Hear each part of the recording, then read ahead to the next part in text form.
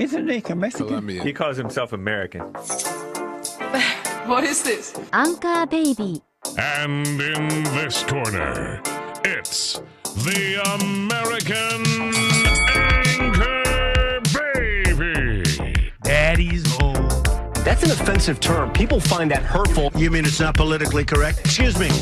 I'll use the word anchor baby. You know, he's an anchor baby in Canada. Tell him we still rolling with Trump, too. Anchor baby, the whole thing sounds horrific. You're just making it sound like immigrants are these horrific, greedy people. Ustedes pueden aceptar mi negocio o aceptar las consecuencias. Plata o plomo. So you would be considered white, in my opinion. You the blackest one in this room. I think so. And what happened was his mama got pregnant on the other side of the border. And then a few hours before, just before it was time for him to pop out, she jumped across the border and let him fall on American soil. So he became the anchor baby. They don't call him the anchor baby for nothing. Amazing. We like this anchor baby, right?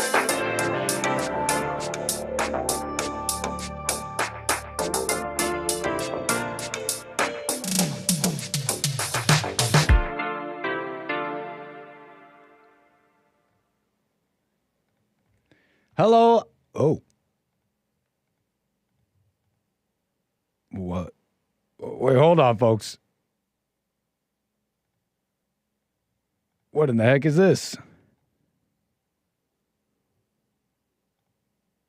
What in the heck?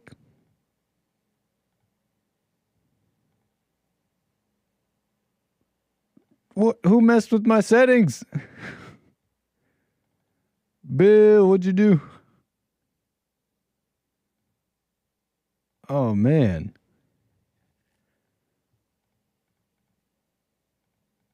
Folks, I'm here. Hold on. And I see calls coming in. Look, we're just going to have to... Who messed with my whole thing? It didn't tell me. Well, that's nice. Someone didn't tell me something changed, but we could do it like this. I'm the American Anchor Baby, and I'm live with you right now. Thank you so much for tuning in on this fine Monday, folks. Welcome to the show. I'm here for you. I have a bit of a show for you, too. Let me see if I can get this better. Who be messing with my settings? We're back. Look, let's just, we need a background here. We need something here. How about this? Ain't that nice? How about this? Ain't that nice? Welcome, everybody. It's a pleasure, an absolute pleasure to be back with you today on this fine Monday, okay, here on American Anchor Baby. Welcome. I am your host, the American Anchor Baby, and I got to say I'm grateful for the calls coming in right now. Don't go anywhere. I will be getting to you. No call screener right now. So if you're hearing my voice, you are on hold, and I will get to you. You can call the Anchor Baby at 888-775-3773. And I just wanted to welcome you to the stream. I am live on rumble.com/American Anchor Baby, dlive.tv/Gorgonzola. And I'm, of course, live on punchy.tv, okay? punchie.tv.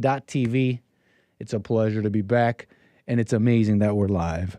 Okay, I wanted to jump right in, to be honest with you, and what I want to tell you, what I want to talk about. And so I wanted to jump right in. Then we can deal with some more housekeeping for the channel. But how about we give the people something to latch on to, something to mull over before they can click the like button, you know? How about we give them something, all right, chat? So let's get right into it. You know, some of y'all already kicking up your feet. You're already asking for a plate. Oh, we'll get to you. Don't worry. We'll get to you.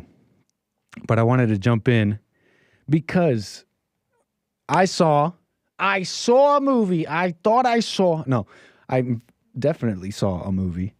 Over the weekend, I went to go see that Joker movie, okay? I went to go see the Joker movie. Friend suggested it. Haven't seen this guy in a while. And, you know, I'm like, I don't care. Whatever you want to do, let's go. I didn't really have reservations. Joker, the second Joker. Who's seen it? Who's seen the second Joker? Joker is not called Joker 2. It's Joker Folie à Deux. They went French with it. It's called Joker Folie à Deux. the madness. It's has to do with the madness of the two peoples. The madness and the two peoples. Folia de. And yeah, they're saying what you said. Gizmo saying he heard it's a woke Joker. The woke Joker. Wasn't the first one a woke Joker? Or no? Who liked the first one? Hey, folks, we're rocking and rolling with this background. I was just about to change it, but you know what? This is going to do. I heard it flopped. You're right, Lord Spike Protein. It definitely did not make even... It made like less than half of what it made the first... With Todd Phillips's first try at this whole Joker thing. Todd Phillips, American filmmaker. And he's the guy that directed the first Joker with Joaquin Phoenix, which was loved. Is that fair to say? Does my chat love that first one? Who liked that first one? Woke Joker. Who liked that first Joker with Joaquin Phoenix? Because I remember coming out of the movies. I forgot where I even saw that. And I'll get to calls. Don't worry. I will get to you. I remember coming out of the first movie thinking it was a fine movie. I remember thinking it was a fine movie. I wasn't wowed or anything, but it was a unique take on Joker. An attempt at Joker's origin. Which the funny thing about that, it's a little bit of a taboo if you know anything about Joker. If you know anything about the character and the source material, bro, who knows the lore? The Joker, the origin of the Joker is not only is it just a mystery, adding to the layers, adding to the intrigue of the character, but it's kind of a bit of a taboo to even pin down canonically. There's been different moments where the Joker's origin was talked about, but then not long after, that very same origin, whether it's in a comic or somewhere else, is quickly poo-pooed. The only word that came to mind. As it dubiously being really the origin of the Joker. So if you know anything, it's kind of a taboo a little bit. And Todd Phillips's Joker in the first one was very visceral and real. Like, is this the Joker? Is this just some guy down the street? Is that just a crazy person in the hotel or in that apartment building? And is this New York? Is this Gotham City? Like, it's so almost real. So adding to that little bit of taboo.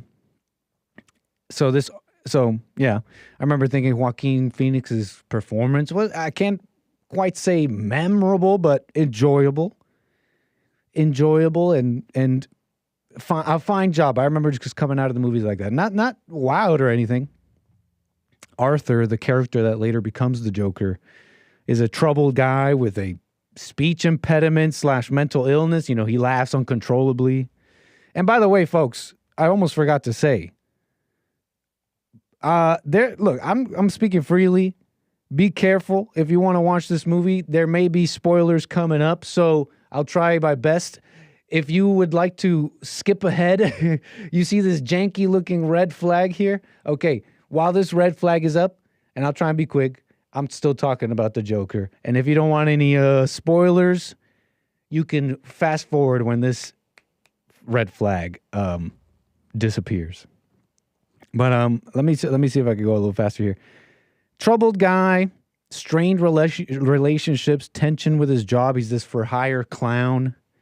And it's just not going that well. But I don't remember coming out of that feeling like that movie was that deep. It was great. It was fine. Enjoyable. Something enjoyable about... I like twisted things a little bit. So something enjoyable about this really, really dark, but dark and not even having to kill anyone kind of way that Joaquin Phoenix did in the first one. Not entirely memorable, but fine. It was great. The second one... I think Joaquin and Gaga were actually both pretty great. I like them both, but we never really got that Harley Quinn Joker mad romance. I don't know if we ever really got that. I don't know if we ever really got that a love so crazy I'll do anything. Like, it's just like Harley Quinn and Joker. Like, they were really crazy. And this felt kind of rushed. And then they went kind of a unique direction, right? They did the musical stuff. It was a bit much at times. I thought the music, these are just side notes, a absolutely beautiful movie, and the music choice was right up Lady Gaga's alley. She did great. The Joker is me was fire moment for me. But that's a little bit of the movie. I'll say the ending real quick. Even bigger spoiler alert. The ending really was a nod to the original Joker. I felt like I really got that. Thematically speaking, he's a spirit. See, the Joker's origin, you don't really know. And you never really know if it's the same guy. In fact, the Joker could be anybody and could arise in anybody. He's thematically this spirit without origin that has arisen at different times and different parallels of the Batman story and all that, different tellings of it.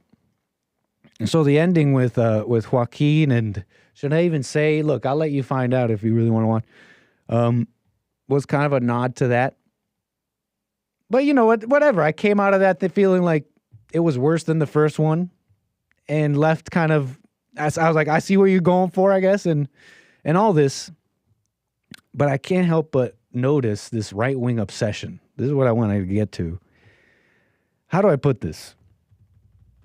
They're saying that Joaquin Phoenix's character, Arthur Fleck, they're saying this scene was clearly him getting graped by the guards. And I'm noticing a lot of people talk about this movie and they're mentioning this, oh, the Joker was graped. The Joker was graped. And I'm thinking of a few channels that I've seen comment on it, and they all said the same thing. They didn't watch it. Number one, they didn't watch it, but they heard about this grape scene, and then they have this whole diatribe, this whole exposition on the meaning behind Joker getting graped in prison. They didn't even watch the movie. I gotta say, I feel like that's a lot of public. The public is more twisted than the movie, than anything you can even think of. I really feel like the public has been putting that in, and only a few people. Watch it for yourself. I did not get that vibe. I did not get that vibe, you weirdos. What do you mean you got? Anyways, I guess what gets me to is this right-wing obsession thing about this Arthur Fleck character and this Joker. You know, he was a cult, like he had like this cult following seemingly from the first movie, from I think the right wing. And there's a lot of disappointment with the second one. They're not happy. They're saying the Joker got graped and they made him look this way. Some are even saying, some are saying the incels and the right wing started liking the movie too much, so they destroyed their own movie in the second one and raped Arthur and all that. And I'm like, can you guys grow up a little bit? Like Arthur, the Jews made Arthur weak and stupid in the second one because we liked him. Arthur was weak. Arthur was weak and twisted and not even cool in the first one too. Okay, he was already like that. The character of Joker, just in general, always evokes and represents the outcast. And not only that, the outcast that has been somehow in some part of the story, he's been some injustice by society or parents or people who are supposed to love you is done unto the Joker that may make you question your initial judgment of the Joker as a maniac psycho killer. You know, that's like parts of the themes of Joker. But Todd Phillips didn't even do that well with Arthur Fleck. Okay, Arthur Fleck, he kills, and I get it's a play on the hard to pinpoint reality of morality sometimes from people, but he kills Randall. He kills that guy who helps him and gives him a gun because he heard that Arthur Fleck in the first movie was finding himself in dangerous situations. He's this clown for hire and he ends up going a lot of places. He starts getting in dangerous situations and gives him an illegal gun, tells him, hey, you know what, I got this for you so you can protect yourself. But later, Arthur Fleck brings this gun into a children's hospital, gets caught with it, gets fired. And he blames it all on this Randall guy. And he ends up killing him. And the incels are like, the incel wins. I don't know where they're coming from, but their vibe is all like, the incel wins. Finally, the incel. I don't know where they're coming from, folks, but I get that whole vibe. Finally, the incel wins or something like that. Arthur's life was hell from the beginning. So he was already gay. What are you talking about? He was a really sad, dark, controlled by his mother, resentful. All his anger and resentment gave him a warped view of reality. He thought that girl across the hall liked him. He thought he was maybe funny enough to do comedy, and maybe you got to watch the movie, I guess. Dark. I don't know why. Like it's one thing to watch it and just take it as a movie. Just take it in as a movie and like, okay, what did this Todd Phillips guy? What's his take? Let me just take it as a movie. But because people who don't have awareness, watching a movie is almost like opening yourself up to demons. Because you're not aware, you're now identifying with what you see. You're feeling emotions over what you're seeing. You're like, I'm the Joker. Not really. The Arthur's a mess. Arthur's a problem. So, I mean, you got to watch these movies with some awareness and some space. It's crazy. Because we got enough people with victim socialist mindsets. Okay, is that it with the spoilers? I think I could take this flag down. Look, victim socialist mindsets. Everybody's pretty messed up, and I can't see any other logic behind this love of Joker as besides just I'm justified in my anger. Yay. I'm justified in my anger. And that's the whole world. And you don't have no clue how that's pushing the world into hell. Justifying emotion, justifying grievances, justifying blaming others. Just him killing Randall alone should be enough. Like, oh, he's going to get what's coming to him. And we got, that is where our society, our world is full of that victim. You understand that victims are truly dangerous and whacked out people, and they can't be trusted. And not only that, they hate the world and they hate themselves and society. Victims wish to spew out hell and poison the well, so to speak, of people's hearts with their misery.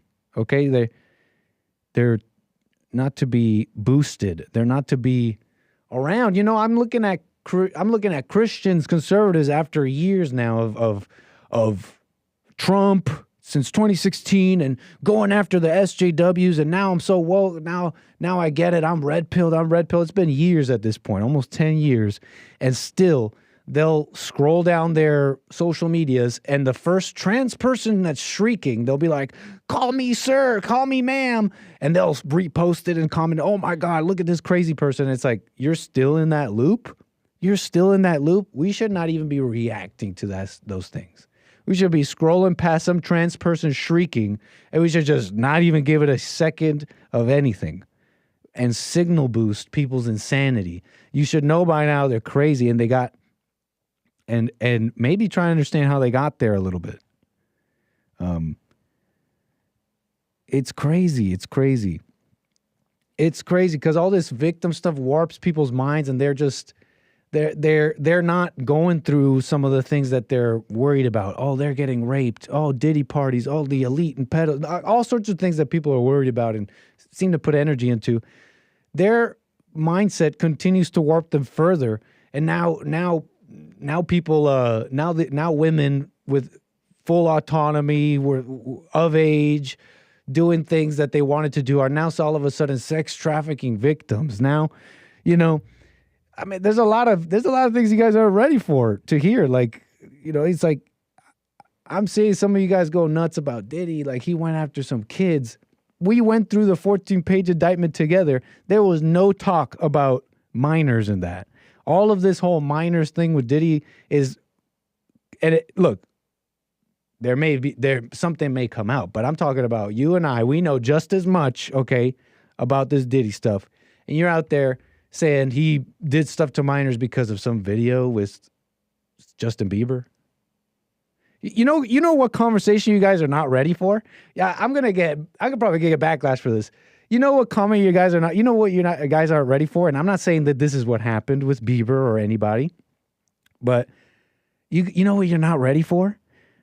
Oh, you're not ready for the type of conversation that leaves space for, and this is assuming anything improper from, non-sexual, just being around drugs and being around parties that he shouldn't be, to all the way to, I don't know, people's imaginations are going crazy, right? All the way to some sex stuff, and he's young and he's a minor, Justin Bieber, Diddy, and others. If you go all the way there, you're not ready for the truth that someone, even a minor could have wanted all that. You're not ready. The truth is, dads know. Here's the thing that some dads and some men know instinctually. They don't like seeing their sons feminine or being around mom too much, because they know that their son, if they go beyond feminine and they start doing the whole, 𝒔𝒂𝒔𝒕𝒓𝒄𝒊𝒂𝒍𝒔. What's that word? I don't know what that word means. They know that their sons can be slutted out, basically, just like a girl. Because when a guy is into the whole feminine thing, and now it's all transgender, it has nothing to do with really being a girl, but it's like the sex part of it. It's like, it's a twisted sex part of it. So the dads would know this. Dads, Justin Bieber, single mother, raised the way he was, and his mother all super involved. You guys are ready for the truth that you could be corrupt pretty young. Corruption doesn't discriminate. Because you're under 18. You know what I'm saying? You're not ready for that conversation. That if your crazy speculations about JB or others or women or anything, that they could be inviting in that corruption. You understand? So that's my Joker 2 review. JB that's my Joker 2 review. Yeah. Let me take down this flag. Look, I'm just saying, folks, okay? Tell me where I'm wrong. Tell me where I'm crazy. 888-775-3773. You can call me. Tell me where I'm wrong. Tell me what you think about so far. I want to expand on some of the things I've said so far. The madness of the public, their obsessions and their judgments, and total misunderstanding of evil and how it plays in themselves and all that. So I want to expand on those things. I want to get to this call first. But, you've been watching the stream so far a little bit. Maybe you thought what I'm saying was crazy. Maybe you think I'm nuts. Leave a little comment. Tell me what you think about the show. I read all the comments. Tell me what you think. I will consider it. But at least you're showing me some brotherly love to your little anchor baby host, friend, brother, and all that, and allowing me to see what you think so that I may improve. But so far, we're almost 30 minutes in. You already came in. You kicked up your feet. You've been laughing it up. You've been watching the show. You've been hanging out with the people. You're already eating the food. You're asking for the aux cord. Hey, give me the aux cord. This music sucks. Let me play my music. And you want to play your stupid playlist, and you won't even click the like button. I didn't even ask you at the beginning. I did my best to show you a little something. And now you won't even click the like button? Show some decorum. Don't be ghetto. Don't be rude. Show some civility. You walked in. At least say hello to the people. Maybe you don't have to click like. At least say hello to the people, okay? You could tell, yeah. You could jump in the chat and say hello. Have some manners, okay? Come in and say hello. You don't even say hi no more? Oh, Lord. So, appreciate it. Hey, welcome. I'm just looking at the chat now. Yeah. So that's the Joker review. Yeah, it might have gone into some other angles there, but yeah. So about let me get to this call first, and then I'll continue my spiel, whatever I'm on. I do appreciate you being on hold for quite a while here. Your name and where are you calling from? An American Anchor Baby. Hey, wait, who's this? This is my name is Kyle out of Massachusetts. What's up, Kyle? Thanks for calling the show. Absolutely, thank you for having me. All right, go ahead. I was going to say I agree with your analysis of, for the most part, of the Joker. That was the second Joker movie. Yeah, right? yeah. The one that was like all musical. Yeah. Did you watch it? No, I haven't even seen the first one. So I already got the spoilers. I guess. I mean, it's all good. Because I'll probably end up watching it at some point. I personally, your whole analysis, like the incel thing, like showing like the degradation of society with the mother controlling him, and then incels, being, crazy, like that kind of part of their analysis of it. Like, I know I butchered that, but I did. Does that make sense? Like, what would I mean by that? Like like where it's kind of glorifying incels.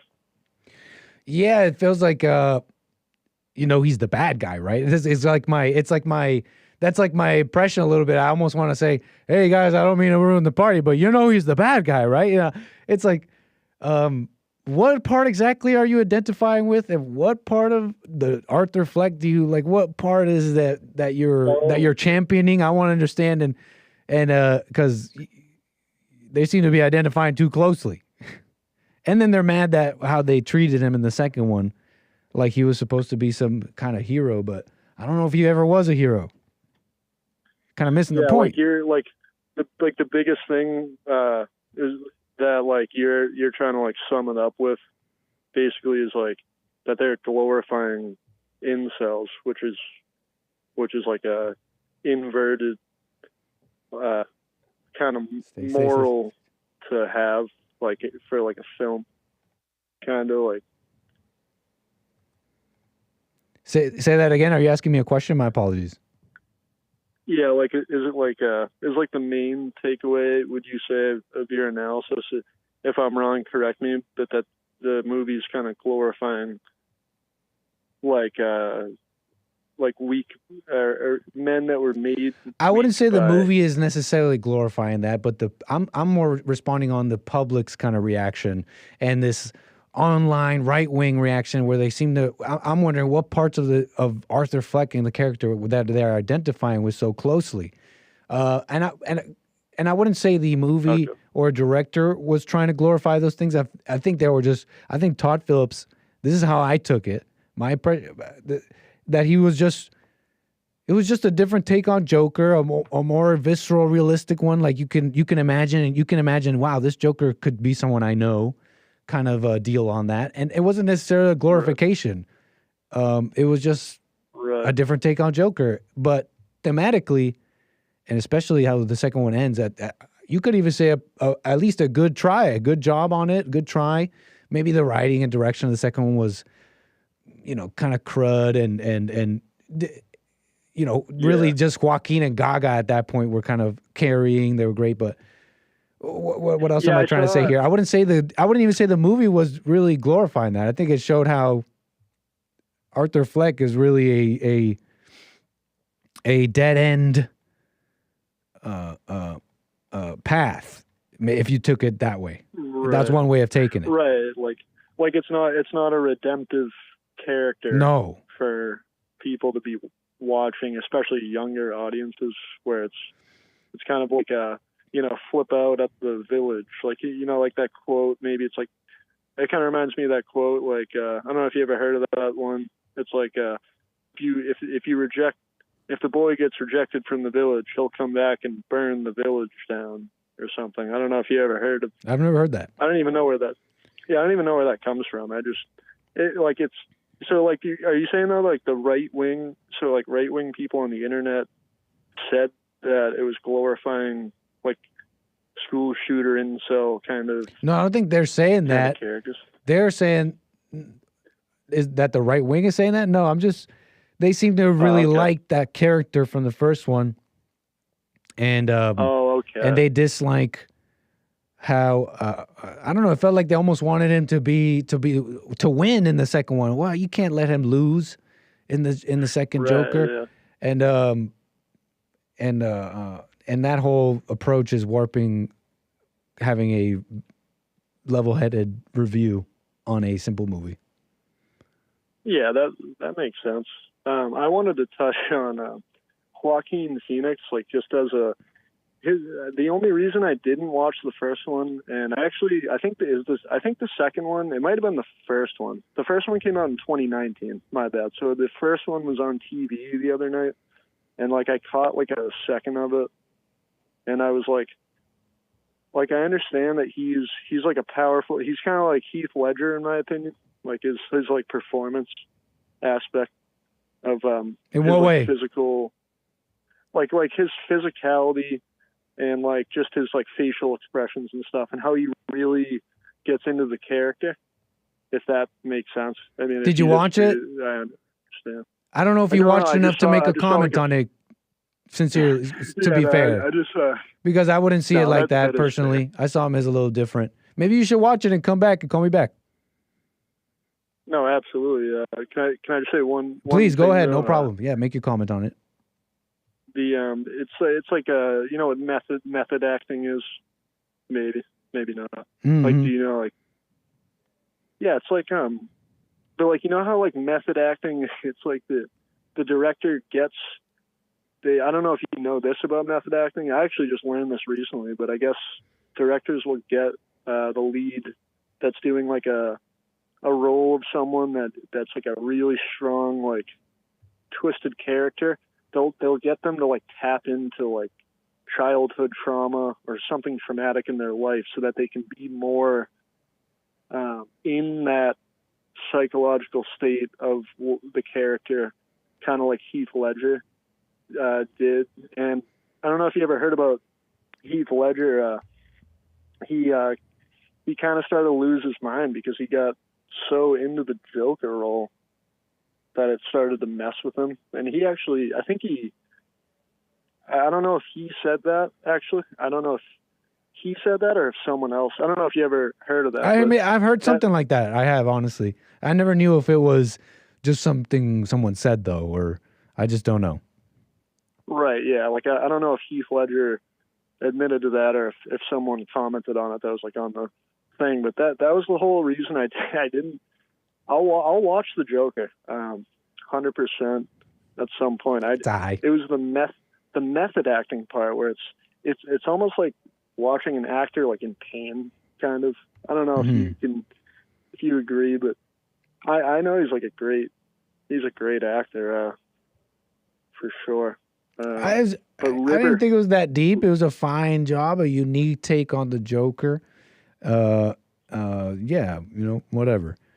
But yeah, method acting, man. I've heard some interesting stories adopting this very spirit of what you're trying to act on, and that spirit not them following them beyond the stage and the movie and the cameras.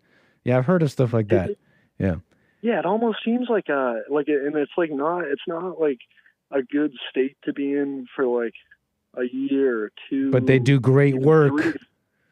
They do great work. What the sacrifice they do? It works, I guess. Yeah, I don't know. Right? Yeah, the sacrifice. Yeah, if it works. Was it works. Mr. Leahy? Did you ever watch? You're from Canada, right? Oh no, I got you confused with somebody else, man. Sorry about that.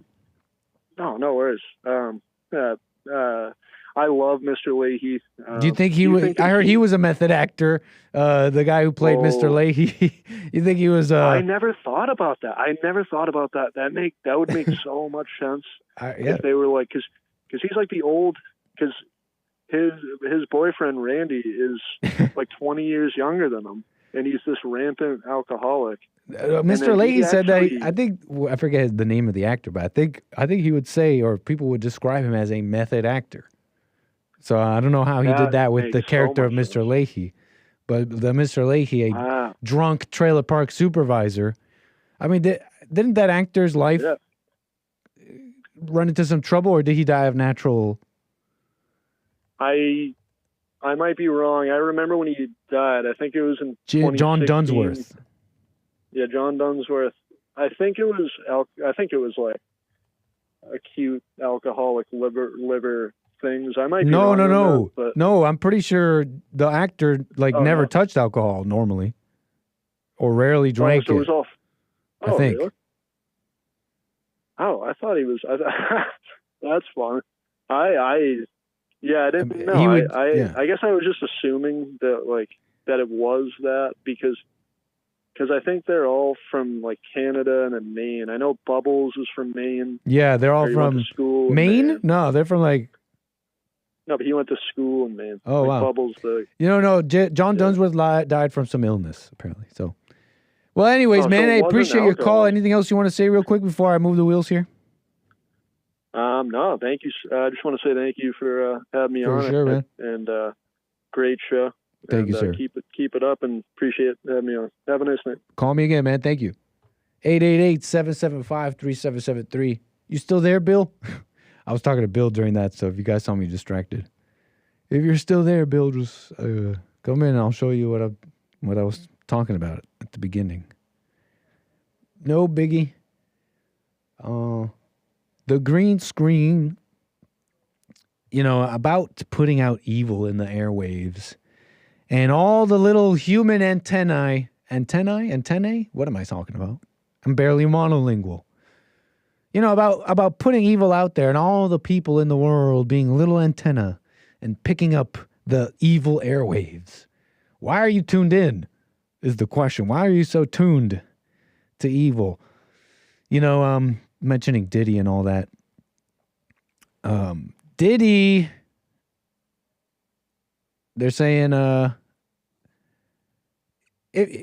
break it down real quick, you got the indictment coming at him from that producer of his, some old producer that worked in his company or something like that. And his indictment is like a personal one. He's suing Diddy, and it's all nasty. It's got all sorts of nasty claims. It's the one with it's got all sorts of nasty claims and homosexual stuff and all that. Then there's the indictment from the feds, the New York Superior Court or whatever. And that one leaves out a whole bunch of those allegations from the producer. And it's just like, okay, prostitution was involved, drugs were involved, and he coerced. And then it's very dubious and general language about women having to fulfill his sexual desires. It doesn't even say anything about these women being forced to commit a sex act no, it just says they were coerced to, it just talks about them fulfilling his sexual desires. That's what they were there to do. They agreed to it. According to Diddy. And then you got this third one, which is 120. There's this guy. He's this lawyer. Okay, he's this kind of famous lawyer, and he's handled a lot of celebrity scandal type cases, and he is representing 120 individuals in their individual cases, and they are suing Diddy. And so from this one, besides all the speculation surrounding some video of Justin Bieber, for example, they're like, yep, he's diddling kids. That's what Usher, and they'll be like, yep, he's doing it with. So besides that speculation, there's these 120 accusers represented by this lawyer. And apparently some of them are minors, okay? That's just the news a little bit. I personally don't care. Even on that, there's so many people who are ready with no evidence just to be like, this is what happened, when it could have been a minor just around. And these are all just allegations too, by the way, including the one from the feds. It's just allegations. They'll say, a minor is suing Diddy. And they're like, see, Diddy probably had sex with that minor, when it was maybe something like the minor was around. The minor was around something they shouldn't have been. And, you know, these people are wild or something, right? I'm not defending anything. I'm just pointing out how kind of wild people are, and people on the right wing especially, they're ready to be crazy. They're just ready to be insane. It's not a good look. It's not a good, you know, ready. They'll take on anything. The government made those hurricanes. The government sent those hurricanes. They're saying all over x.com, and they say it so easily just so easily. They just throw it out. Yeah, it was a government hurricane. It was just a government hurricane. I'm like, do you know how you guys look? Like, you sound stupid. What if the Diddy party was just a party? What if the Diddy party was now? Some people that's maybe worse than, not as thrilling and worse than having to say, well, no, it was Diddy was part of the elite and he was running an Epstein style scam. I mean, the cops are saying, look, law enforcement is saying, according to MSN, that he had cameras in a bunch of these rooms apparently and has a whole bunch of videos with a bunch of people and stuff. You could say that was for all sorts of reasons. Fine. But what if, you know, they're saying it's the Epstein and angle and the elite, the Hollywood elite and the government in bed with Diddy to get people on video and I don't know, and blackmail them into voting for the Democratic Party, like with no evidence, right? What if it was just a party? You know why that's scary? Because you would have to contend with the grim reality that maybe people's hearts and human nature are that dark. There's no grand conspiracy in one group and one person that you can point to. Turns out the Joker is in fact a spirit, and he lives in all people, can appear and manifest in more ways than you're ready to admit. What if it was just a party? You know what I'm saying? A party with varying levels of consent but all people dark. You know what I'm saying, folks? What if it was just a storm? For example, you know, I came across some clip of Owen Benjamin. Shout out Owen Benjamin. You know that guy? He's been on with Jesse. I haven't been following him, but I know he went off there to start some farm, and he's been, as he says, crushing it, right? Doesn't he say? Right? He says crushing it. He's always crushing it. Owen Benjamin, he's always crushing it. Out there crushing it, doing his thing. I saw him say something about the FEMA stuff and the hurricanes. And he said something about the conservatives. What if it was just a storm? And what if just FEMA does? Yeah, they're evil and they spent money on the illegals, but what if FEMA can't save you? What if it's just a storm and FEMA can't save you and the government literally just can't save you? Are you ready to contend with that reality? Now, I'm sure you know about these hurricanes, and apparently a new one is forming. They're calling it Hurricane Milton. And this is right after this whole region, Florida and above, was hit by this crazy hurricane, right? Helene, they're saying over 200 dead. I mean, it's a pretty wild hurricane, actually. The amount of damage, like, it's pretty wild stuff. It's pretty wild stuff. FEMA doesn't have money because they gave it to the illegals. Isn't that crazy? Biden administration totally fine with it. But yeah, Owen Benjamin was saying, what if it was just a storm? It's not this hurricane. It's not a government formed storm. And all this. You would have to contend with the reality that the government, not only is the government unable to really help you, that all these people aren't self-reliant enough. Now, I wanted to point out and highlight some interesting things about this being self-reliant thing, because I've seen some interesting developments. How do I put it? Developments, fine. We're on New York Post, for example, for this one. FEMA abandons devastated NC town, North Carolina town residents because it can't drive around road closed sign. Nobody's been bringing in supplies except civilians. And so the story is about the failure of FEMA, and not just their failure, but their seeming incompetence and unwillingness to help when something as simple as a sign in the middle of a road that says road closed, they say that blocked us and has not allowed us to bring supplies. So according to residents of a tiny North Carolina town that was almost totally destroyed by Hurricane Helene, they're saying that FEMA told them in some phone call that a road closed sign is an insurmountable obstacle for the agency to navigate. FEMA called me and told me they wanted to inspect my house, then called me back to say they couldn't drive around a road closed sign. They weren't allowed, local Chelsea Atkins told the Post.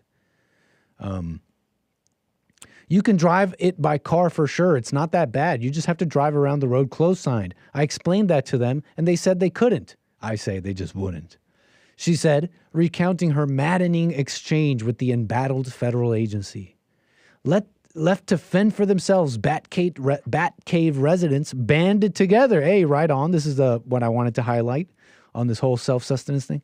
Opening the roads and starting the arduous work of cleanup and recovery. Residents told the Post that they don't need FEMA now. Hey, and at this point, they don't even want the disaster relief agency to come. Right on.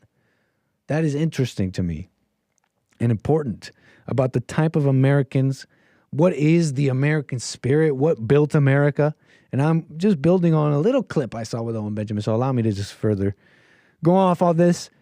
You know, these hurricane victims, I like hearing about this. Fending for themselves, not waiting for the government. You got to understand the mentality of people in America today. I go up to the Mexicans at the Shell gas station. We love the Mexicans at the Shell gas station, okay? I talk to them, and they're getting all Trumpified lately. It sounds like they're going to be voting Trump, maybe. You know, a little bit of the influence of the anchor, baby. I don't know, what can you say? He's an anchor man sometimes out there in the world influencing. I'm messing around. Who knows what it was? But as I've told you before, we're getting into these discussions with the Mexicans at the Shell gas station when the anchor baby gets his snacks. And you got to understand the mentality of people. I asked them the other day they were talking about homeless people. And I asked them about their neighborhood, their area. When I pointed out some trash or whatever outside the gas station, I'd be like, whose responsibility in your minds is this? And they said, without any hesitation and without an ounce. Now, I understand it is. You pay taxes. I get it. The government has a job to do.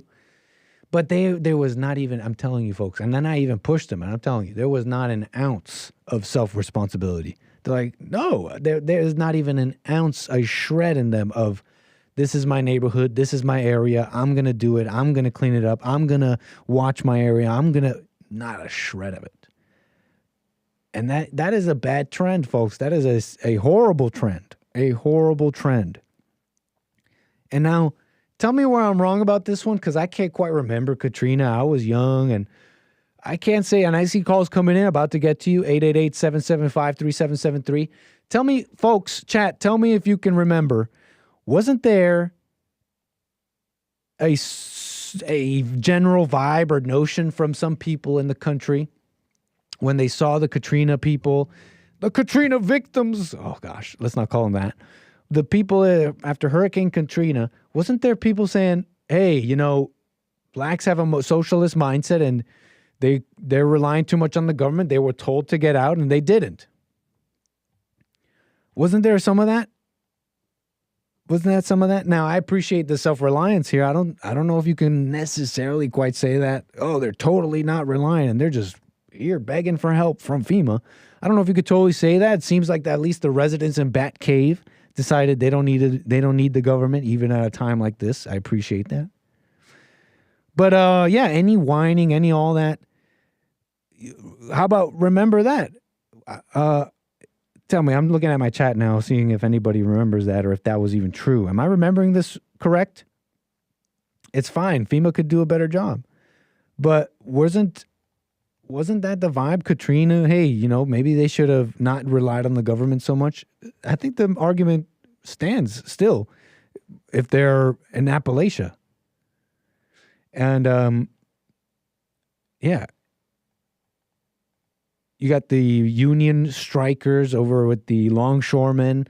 They're like, no, you can't automate. You can't automate. That's going to take the jobs. You can't modernize. We can't have the best port in the world. No, because this guy right here needs a job. I don't care about Americans in the future and what will happen, what will be the long-term effects of not modernizing and not automating what the rest of the world is doing. I don't care about that. I need to watch out for Joe. Hey, you got to pay Joe, who refuses to educate himself and train and evolve or whatever. It's crazy. This ghetto, what is this ghetto mentality, this ghetto spirit, this notion, this energy behind a lot of stuff right now? Ready to grieve, ready to be victims, ready to blame and complain. It's like there's this addiction with complaining and signal boosting the worst sides of ourselves. And on the right wing and the conservatives, to blame, put all this responsibility, like all of it. Like you could do some responsibility, but I'm telling you, from some people, it's just all of it is like, it's the government, it's FEMA, it's the whole blame goes to them and not a shred of self-responsibility at all. And then they go to fantastic conclusions with no evidence and you look crazy because waiting and seeing is not as exciting. That's why.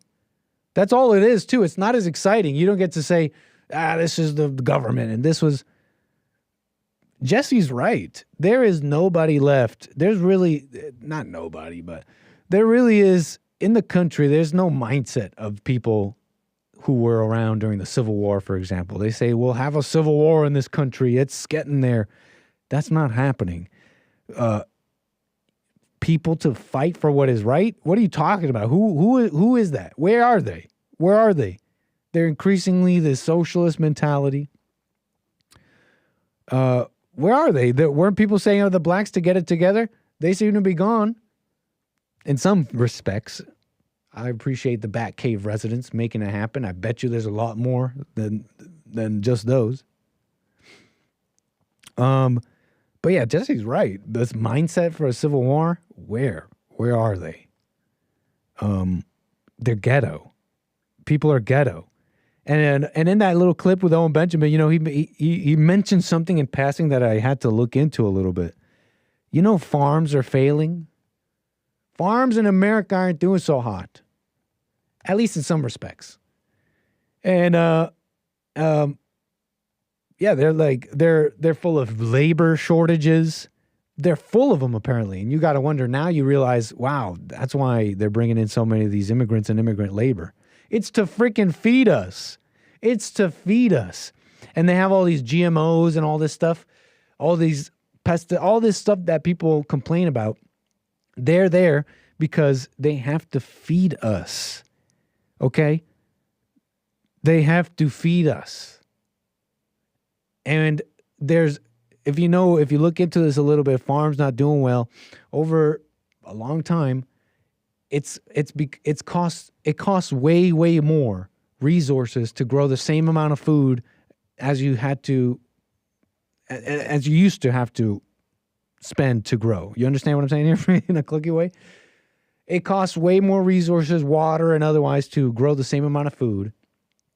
They're using these GMOs and different methods and trying to create perennial wheat and all this because they're trying to keep up.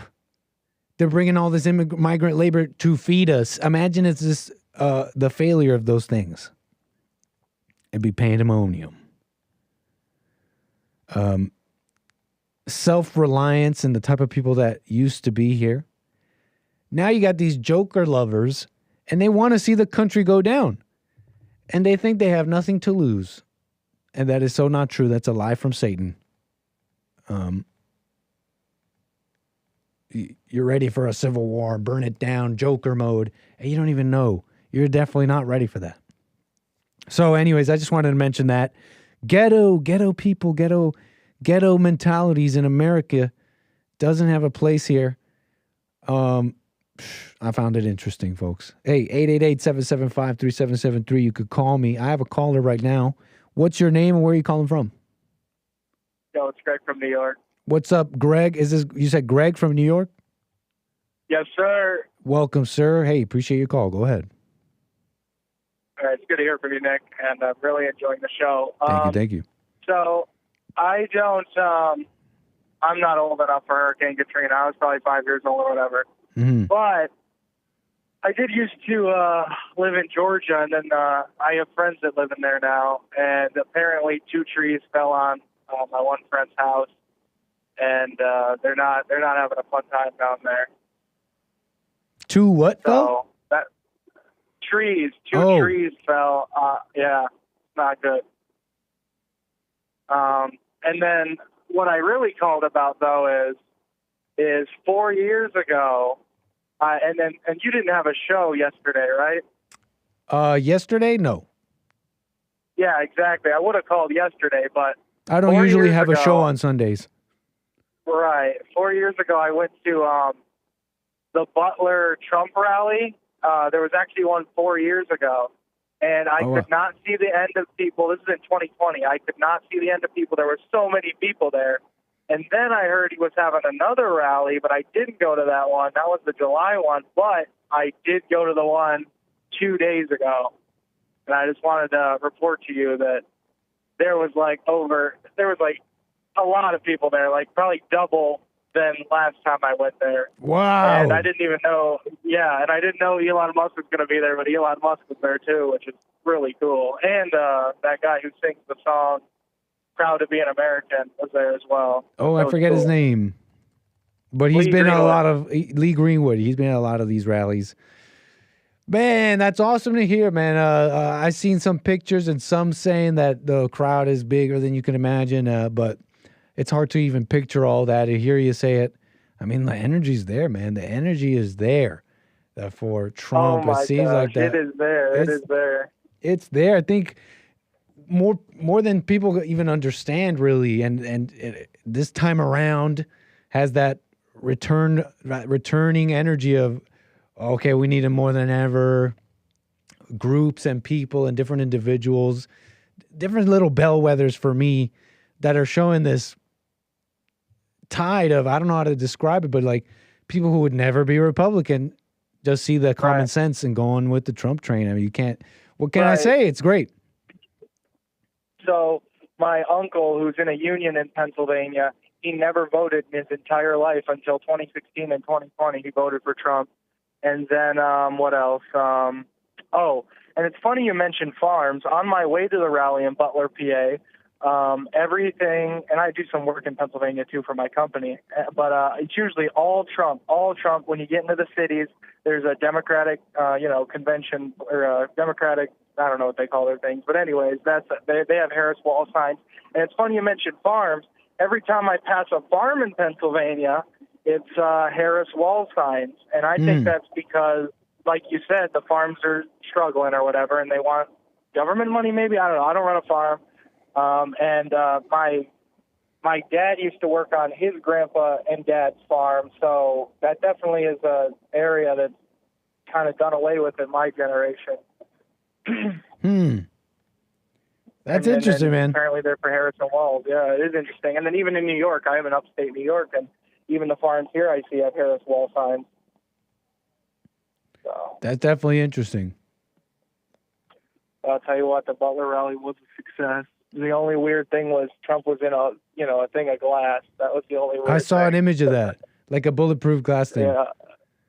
He looked like a transformer. He looked like he was in the head of a glass transformer or something. That's awesome. A huge mech. Yeah, I mean, I guess you have to at that point. You can't even. Yeah, I guess you kind of have to at that point. That's right. All right, well, appreciate that, man. Hey, appreciate your call. Anything else you want to say real quick before we move the wheels? I love the show. Keep doing it. And Trump 2024. I just got. There is something I want to say actually. So I went to vote 2 years ago, and when I got there, they said I wasn't registered to vote, which is weird because I was registered to vote. I voted in 2020, and then they said. So then I went to a different polling place. Then I went to a different polling place, and finally at the third place where I could vote, they said, all right, forget running around. You're close enough to your house. I'll have you fill out an affidavit, but then you got to call and get registered to vote. So I filled out the affidavit, called to register to vote, and then a couple days ago I just got my voter card in the mail without even registering to vote. And I'm very confused, but I did call my local election board, and they say I am eligible to vote, and I'll be able to do it with this card they mailed me, but I didn't even register because I thought I already was registered, so I definitely think there's something weird going on. Weird stuff. At the very... My schizo theory... What? Go. Your schizo theory? My schizo theory is that I voted for Trump in 2020, and then when I went back to vote in the midterms in 2022, they took me off. That's my schizo theory. But then when I filled out the affidavit, maybe they put me back in. I don't know. It's wild. That's wild, man. Yeah. I forgot what I was going to say. So, and just everybody, make sure you're registered to vote. Triple check. Yeah, at the very least, you could say, you could say it's the absolute mismanagement and lack of competence in America. That still doesn't bode well. It still does not bode well for anything positive. Come on. Well, right on, man. Hey, call me again. Hey, peace out, Nick. Take care, sir. 888-775-3773. It's a mess. And then, of course, the whole, are you a citizen or not? That is controversial, apparently. That is controversial. They're finding all these they're finding all these people in Arizona registered that are not even citizens. And people were saying, Elon Musk came out saying, hey, we got to deal with this, all right? We got to have the SAVE Act or something. And I don't even trust Congress and the Republicans with their little bill. The SAVE Act, we're going to save elections. They don't care. They don't care. They love the status quo. They love they're fine with the immigration as well. But Elon Musk was making a stink saying, hey, we got to make sure that only citizens are voting. And he got a lot of backlash for that. He said something crazy. And so they got these voters now. They're finding registered people that are not even citizens. Hey, remember when y'all were saying that's crazy, that's not happening? There are people, and they're just liberals, your average Democratic voter, and even Democratic mouthpieces and politicians themselves who laugh. They think it's incredulous that an illegal would be even voting in America. Remember, they were saying that's crazy. They're saying that's not happening. There are no illegals voting. There are no illegal. And something as simple as the population size equals how many representatives a state gets, and that population size, guess what? Who's counted in that? Yeah, the census counts the illegals. They don't discriminate there. And something as simple as that just flew over their heads. Yeah, do you know how our process works? Guess what? There's more people, they get more representatives, more political power. In that way alone, illegals have an effect on the American political voting system. And then besides that, you're getting these Arizona registered people who are totally illegal. And they're like, oops, guess we should remove them from the voter rolls. It's remember y'all were saying that's a conspiracy. You're saying that's a off the deep end conspiracy. There are no illegals voting. And it's been like that. It's crazy. But anyways, 888-775-3773. Let me check something real quick, man. We'll do this real quick. And then I got something for you here. Thank you, Terry Strange. Terry the Strange One. Thank you for your super chat. Says, but Nick, if it was just a party, how would people be able to go after Sean Combs after he's no longer useful to them and distract us with the details? Wait, hold on. Let me break this down. Hold on. Terry, thank you for your super chat. But Nick, if it was just a party, how would people be able to go after Sean Combs after he's no longer useful to them and distract us with the details? Who's them? Distract us from what? What do you mean he's no longer useful to them and distract us with what? What are you privy to that I'm not? Because my assumption, Terry, is we're in the same boat and we know the same stuff, and that Diddy's being accused by these people. And that's it. The accusations, there's enough of them that the feds felt like they had to get involved. And then this whole so the crimes are allegedly sex trafficking, prostitution. Nick, if it was just a party, how would people be able to go after Sean Combs? I mean, what I'm understanding is they're going after him on like you and I have the same facts, and the facts are they're going after him on crimes, and those are already illegal. The speculation is it was blackmail parties and all that. And I don't know. What's your evidence, I guess, Terry? Maybe, I don't know. What's your evidence is my question, I guess. Something I'm misunderstanding here with your super chat, Terry? If it was just a party. I mean, if it was... I'm not understanding. How would people be able to go after Sean Combs? You can go after him even if it's just a party. You know? You can go after him even if it's just a party. Something I'm missing from your super chat, probably, Terry. Let me know. Before I get into this next topic, how about we do this? Hey, caller, you're on the air. What's your name and where are you calling from? This is Terri calling from Oregon. What's up, Terry? Just speak of the Terry. We have her on the air. Yeah, I figured I should call in. Thank you. Go ahead. Hi, how you doing? Okay, all is well. Good. Yeah, I don't know that I'm just maybe being a little conspiratorial, but I don't really know anything about who his enemies might be. I do think that people probably knew about this stuff for a long time, and maybe it just took time to gather evidence enough to like incriminate him. Knew about what stuff? The allegations of criminal like activities. And like what criminal activities are you talking about? You're saying people knew sounds about like sex trafficking and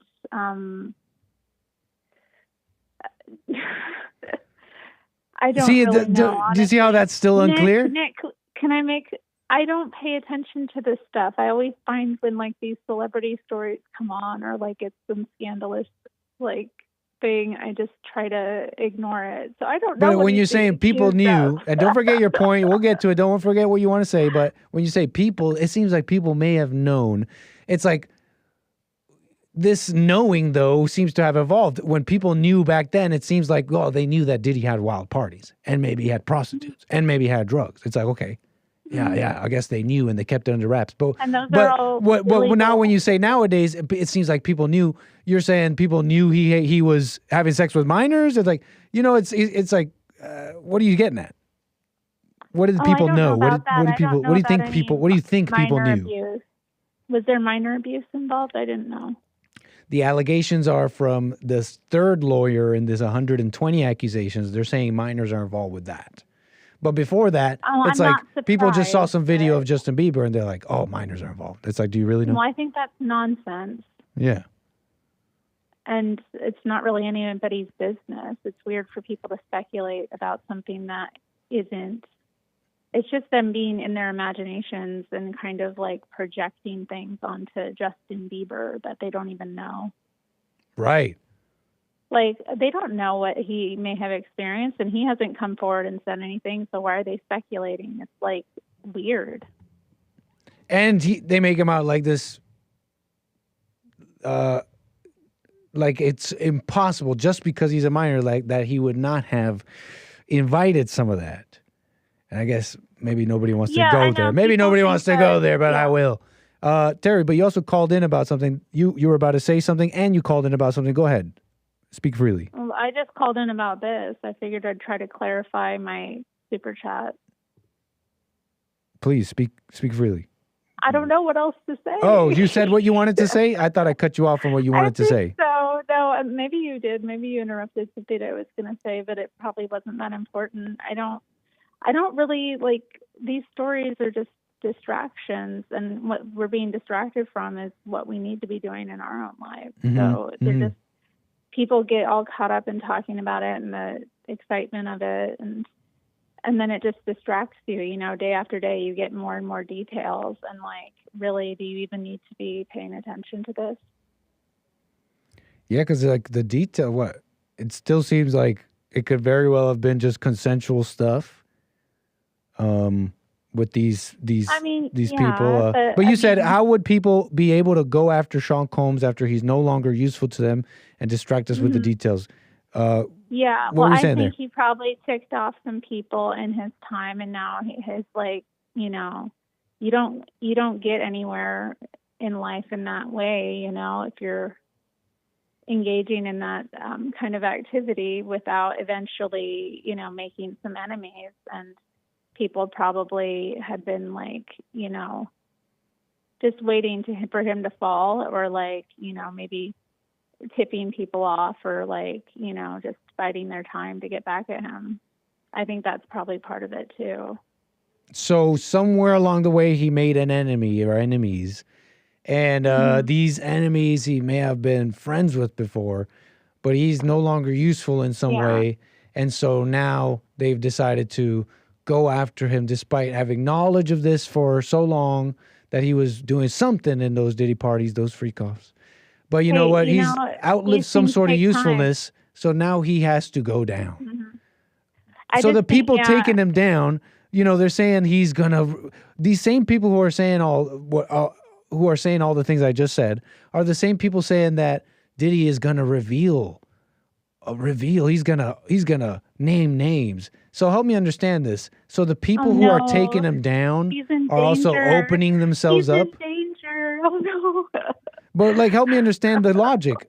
So the same people who are taking him down, so to speak, have now also put themselves in danger by giving him the chance to name these names? Why would they want to do all this? It sounds like I don't think they're like directly counterproductive. I don't think they're no. Oh, go on.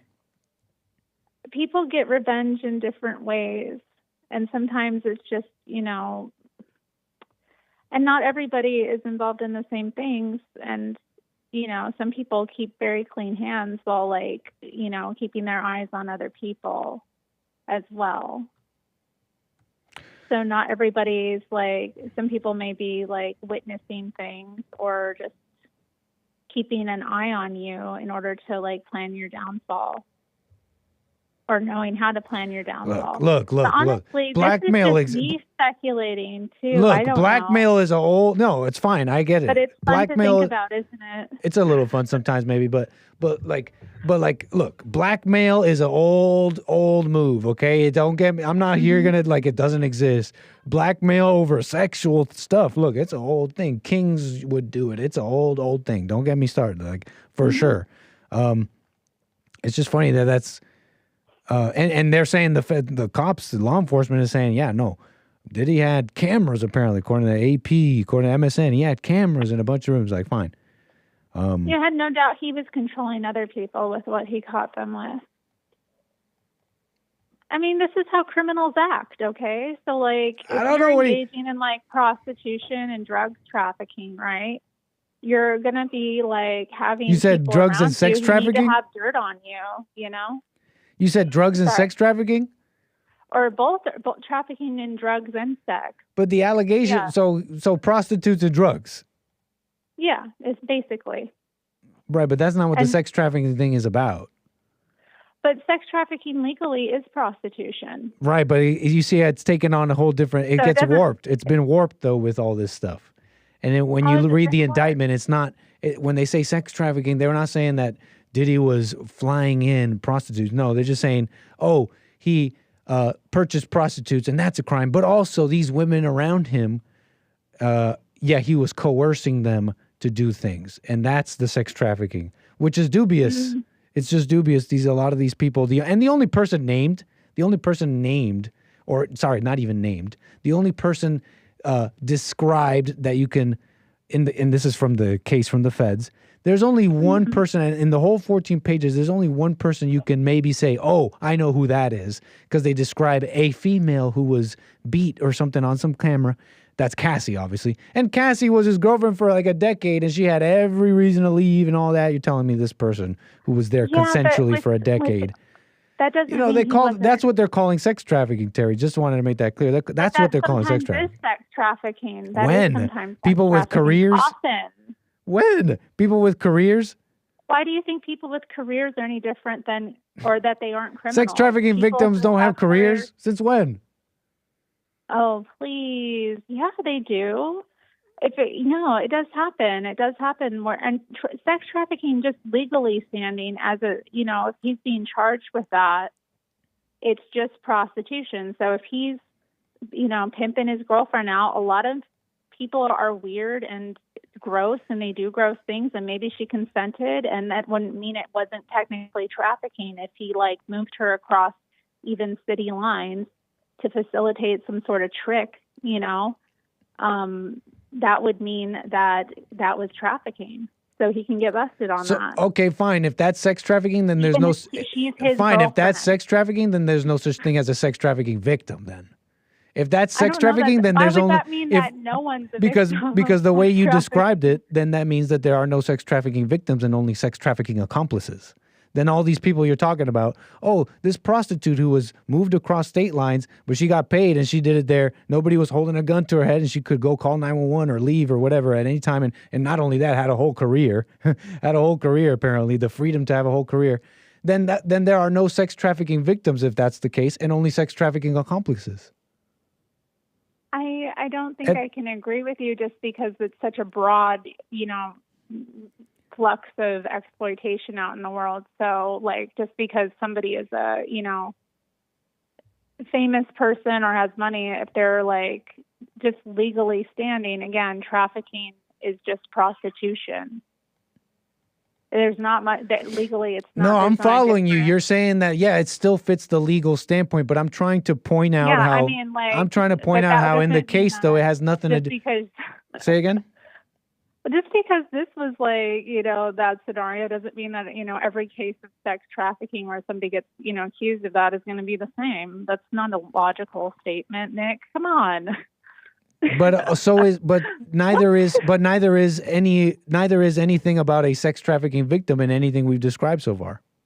Neither is anything about sex trafficking victims in what has been allegedly presented to us about Diddy. Yeah, I get it. But that's not my fault. You understand me? That's not my fault. That's the fault of these people who set up the law in that way. And I think on purpose, on purpose that definition is being abused, and the conditions for that abuse of that term are perfect because America's all feeling bad for the women and feminism and all this stuff. How is the term being abused? They literally went after Trump. And they literally are calling him legally a rapist. And what was their evidence? Remember that whole case. Remember what was their evidence? They used the Access Hollywood tape as evidence in a case of rape with a man, an American citizen. They were able to call him a rapist because he said the women let you do this stuff to them. They're like, see, this is evidence in a court of law.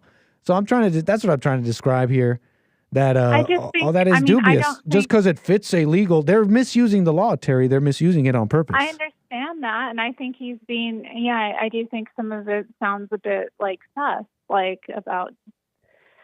That's kind of just my position, but I also don't really, I just haven't paid much attention to it. But prostitution is a crime, so if you commit it, even if you could get busted for it. And if you're a man facilitating it, or even if you're throwing a party. You do understand that's not what's happening here, right? And you I'm just saying, this you do is understand. The law, though. I know, but you do understand that's not what's happening. That's not even the allegations in the Diddy thing, right? Okay. You understand that the prostitution is a separate charge. Has nothing to do with the sex trafficking. They're saying that of age women who were, according to Diddy, doing everything consensually, they're saying they were coerced, and that's the sex trafficking. It has nothing to do with flying in people. It has nothing to do with flying in prostitutes across state lines.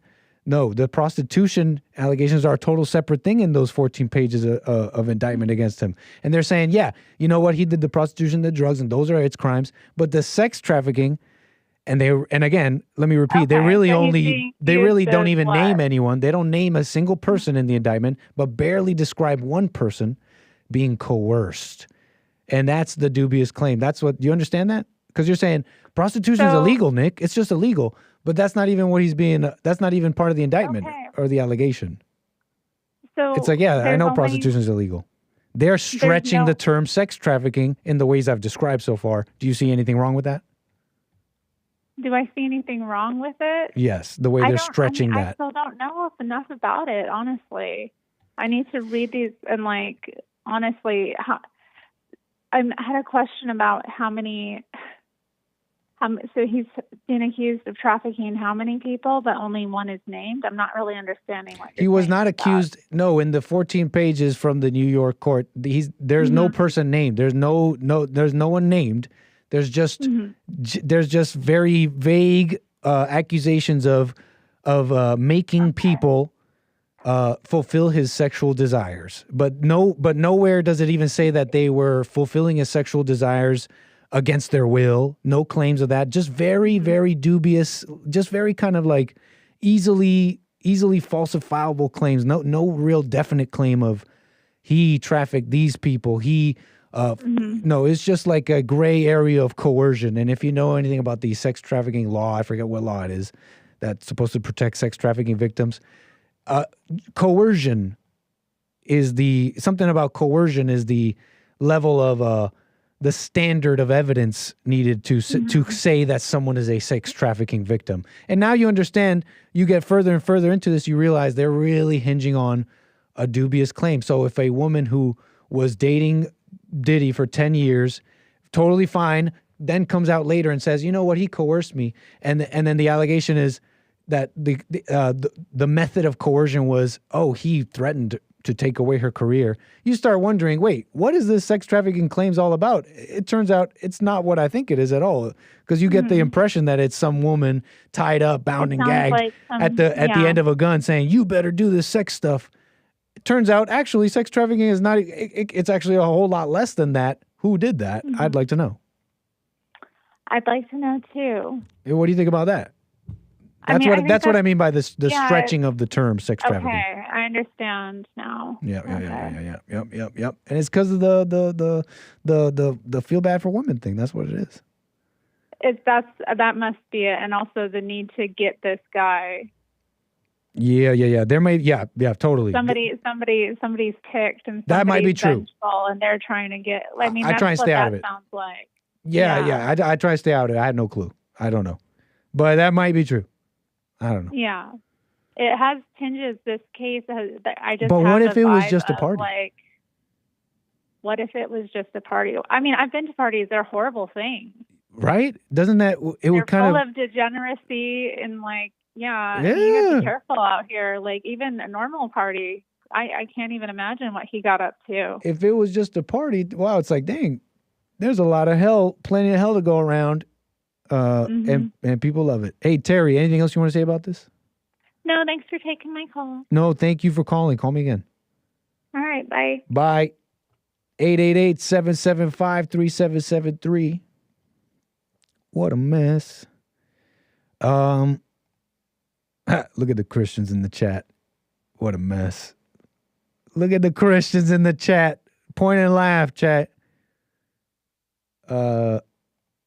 They think they're Christians. Let's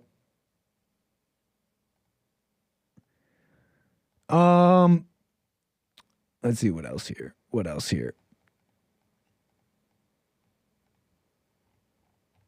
Where was we? I wanted to switch gears here. Melinda. That's what I want to do next. Melinda Gates. We're talking about Melinda, lovely Melinda. Melinda French Gates, split from Bill Gates, and their massive philanthropic ventures led her to speak out on political topics. As their children are developing into major players in democratic politics, you see what happens? The influence of the mother. It always ends up with this. It ruins the children.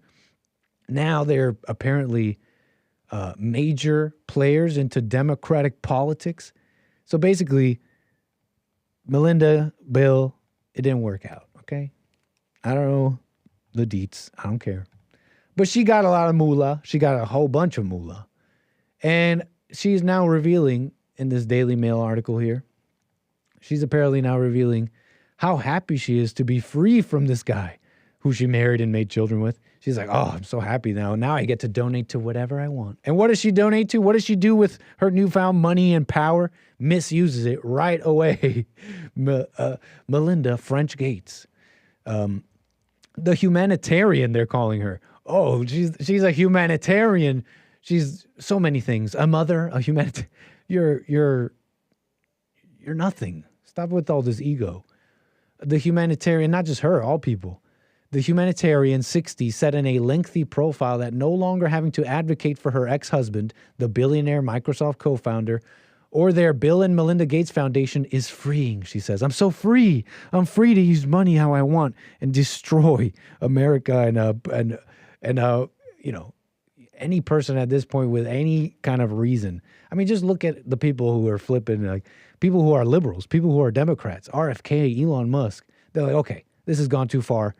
We need to at least survive. We need to at least have a country, and then we can maybe do different things. And Trump is the only guy who at least wants to have a country. So she's now freeing. She says, now I do get to make whatever decision I want to make about endorsing or not endorsing on my own, she said.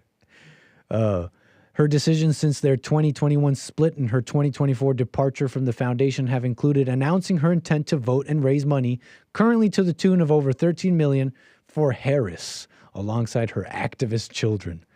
The mother's influence. It's a stark contrast from 2016 when she said in an interview that she and her husband keep private who we're voting for. See, that's a sensible way of approaching life. When you have disagreements and all. Ahead of Hillary Clinton's loss to Donald Trump. There she is with Michelle Obama just smiling. Yay! Girl power, destroy America, but we have to do it because it's time. It's just time. Don't you know it's just time for women and girls? It's just time. Don't you know it's just time? There were more considerations because I was the head of a foundation. When asked how high the giving would be to the liberals this cycle, not going to put a number on it. Anyways, I just want to point out, she's so happy with her newfound money and power, free from the husband, from the influence of the man. What does she do? Turns the children and herself into activists and humanitarians for people who hate humanity. That's what they do. Hey, Bill Gates ain't all that bad, right? Huh?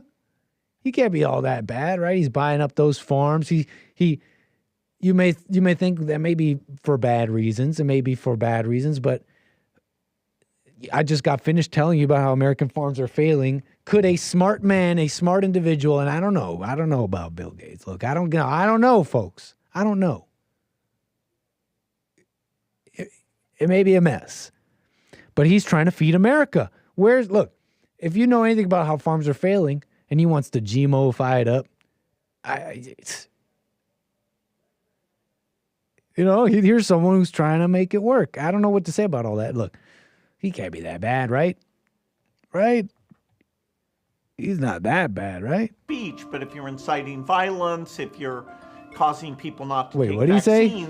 We should have free speech, but if you're inciting violence, if you're causing again? People not... What about free speech, Bill Gates? I'm trying to defend you here, Bill Gates. I'm trying to defend you. What are you saying about free speech? We should have free speech, but if you're inciting violence, if you're causing people not to take vaccines, where are those boundaries that even the U.S. Should, have rules? And then if you have rules...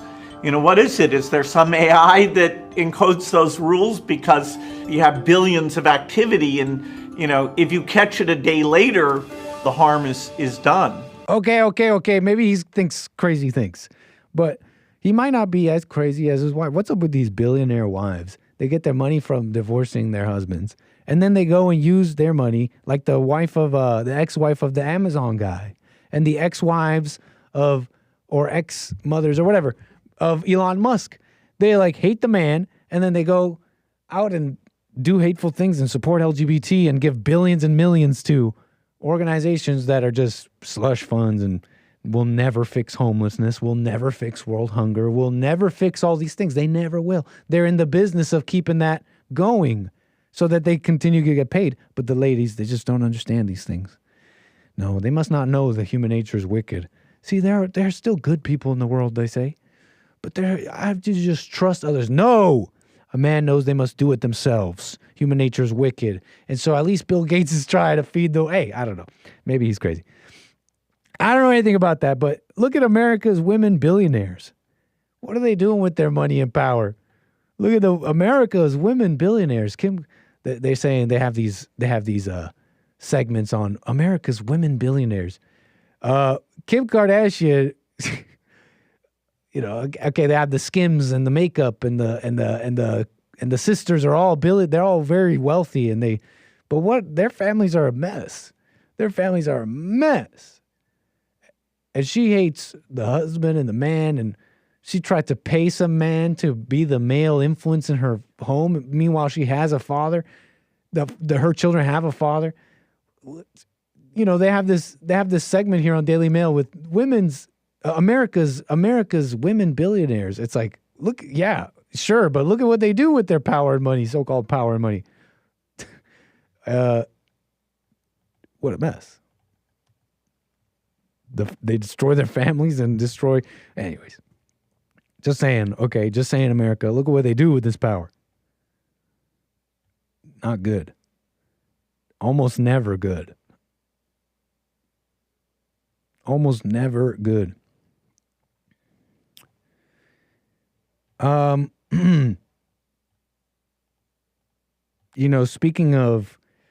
Speaking of putting out evil, putting out anger, putting out the hell inside of you, and the failure to your fellow man, to your fellow American, your brothers and sisters, whatever, the absolute failure to them, to the people you're supposed to serve. You're supposed to serve others, and instead you let out your hell. You let out your mess. You let out what's your traumas. And you poison others around you. I wanted to show you something real quick and express to you, how to demonstrate the sickness of society, okay, in a moment. And it starts with this story of this person who was kidnapped. She was only 13 when this happened. You see, people will see this story and think, well, you'll understand in a moment here why people react, how people react to these types of stories. They're usually very emotional. They have to do with some sort of trauma, some crime, some bad crime and trauma. And these people, for some reason, I do understand a little bit.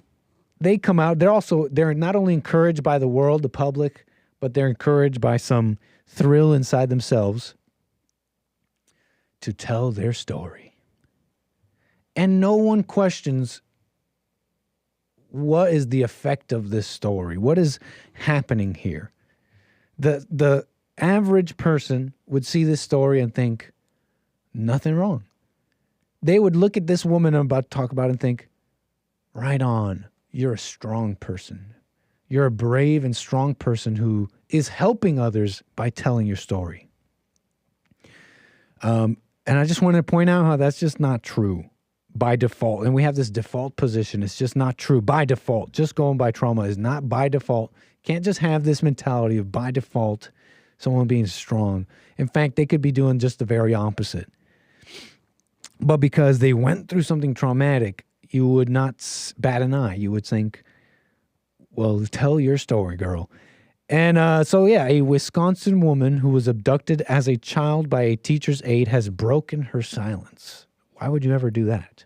Has broken her silence about the horrifying abuse she suffered before being miraculously rescued. Now, why? Now, what would possess you to do such a thing? To break your silence about a horrifying abuse you suffered? Now, what would possess someone to do such a thing? Now, you would think maybe even that statement by itself, the default is, well, you got to talk about it. You got to tell somebody. You got to overcome it. Like as if as if the default effect of doing such a thing would be positive or overcoming in any way at all. It's in fact usually the opposite. Jessica Mullenberg. Let me open up this article so you can see what I'm looking at and who it is I'm looking at. You know, I'm scrolling down Daily Mail, and they show this woman and they say this is the woman. And here she is as a 13-year-old. And the story's harrowing. It's not a nice story. It's not a nice story. Here she is with Ben Affleck. More on that in a moment. But her story, she said, was called Jessica Mullenberg. She was age 13 when she was kidnapped by a 38-year-old neighbor, Stephen Oliver, on September 16th, 1995. Okay? And the story goes, basically, this guy was stalking her. You know, her parents were divorced. She lived with she lived with the mother, but would go be with the father. And apparently this guy, Stephen Oliver, and you know, apparently he was known in the community a little bit and bought a house in front of her father's house. They say allegedly to continue stalking young Jessica Mullenberg. But he became a friend of the family and became a friend of the community and started doing like art things with the youngins in his house. And brought her into his home and they began working together on writing and stuff. And she wrote something, a short story she wrote. And he lied. This Stephen Oliver guy lied. And apparently the story goes that he was very convincing because he made up, even drew up fake paperwork alleging that, you know, saying that she had won some sort of state competition. And he said, hey, you won this competition. You're a great writer. And now that you've won, I'm going to take you to wherever, this place where you'll be judged and you go further up in this competition and whatever. And life could be amazing for you. So let me take you. We're going to go on a trip. And the father was like, yeah. And the paperwork looked legit. And apparently she wakes up in his car and hands tied up and all sorts of stuff.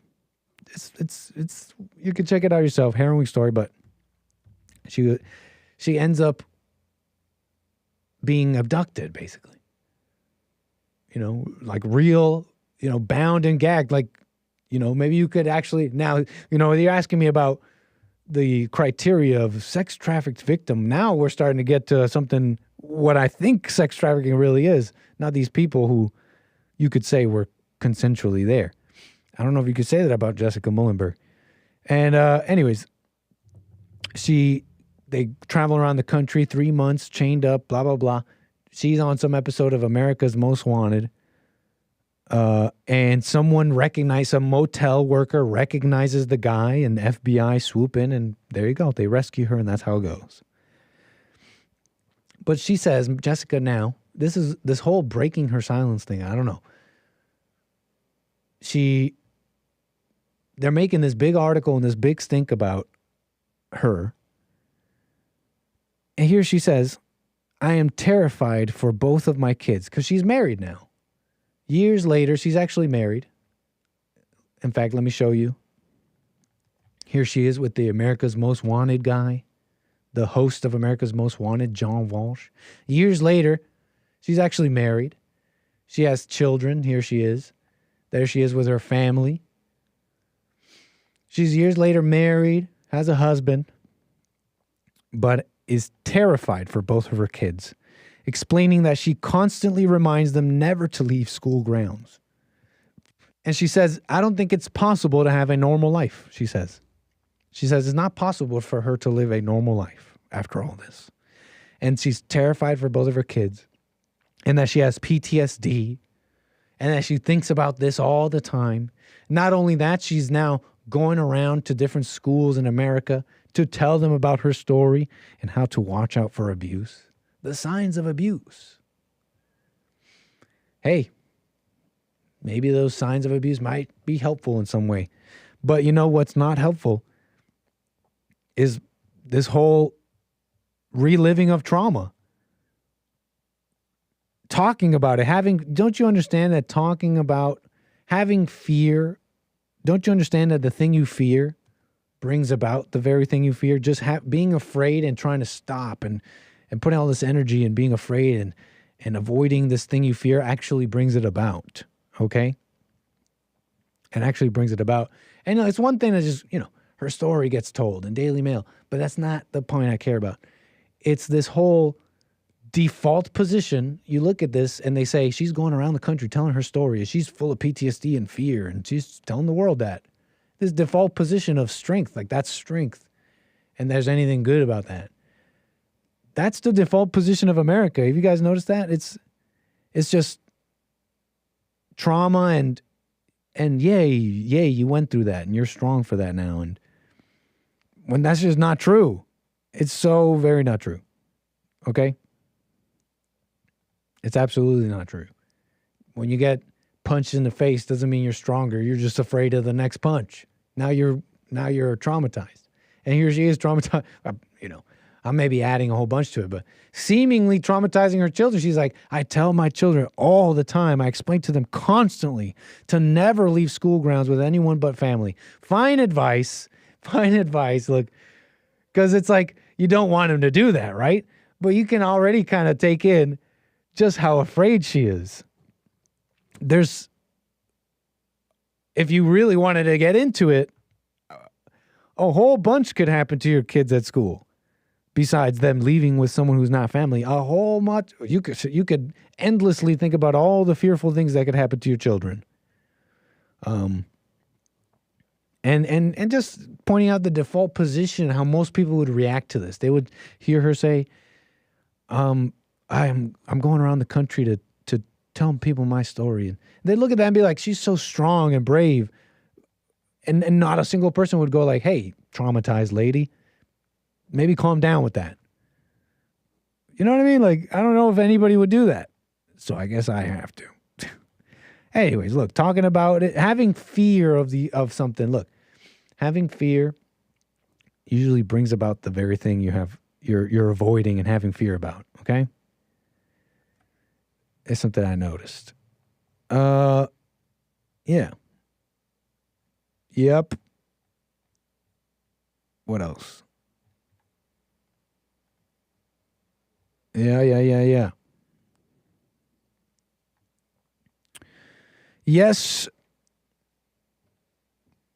What's going on? I got two people walked into the studio and it looked like serious, like something went wrong. But what do you guys? Hey, Bill, did you change my settings? Look what happens when I turn on my first upstream key. What happened to me and my green screen? Because you don't have the green screen on. Well, how is that going to change anything? I had the green screen. You don't think I had the green screen on at the beginning? Wait, Bill, think this through. This is what happens with you think if I change my green screen, suddenly I'll be big? That's not going to happen. What are you talking about, Bill? Look, I'll change it right now. Think through what you just said. No, I won't change it right now, but just so you're aware, Bill, that's what's happening. I should my upstream key number 1 should be me full screened, right? Full screen, green screened out, so that my green screen behind me can be whatever I want. But my first upstream key is this me in the corner. Something changed. Hey, folks, sorry about that. 888-775-3773.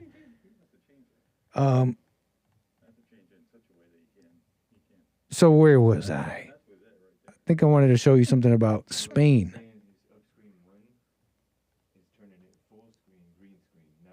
It should be full screen, green screen. It's nothing in the corner. Remember, upstream key 1 was supposed to be so that I could do my show regularly. How do I do my camera 1 shot without a full screen, green screen of myself? We'll talk about it after. Spain. Let's do Spain real quick. I mentioned trans people earlier. Can you guys talk about it outside? Or softer? Or whisper about it at least? Spain.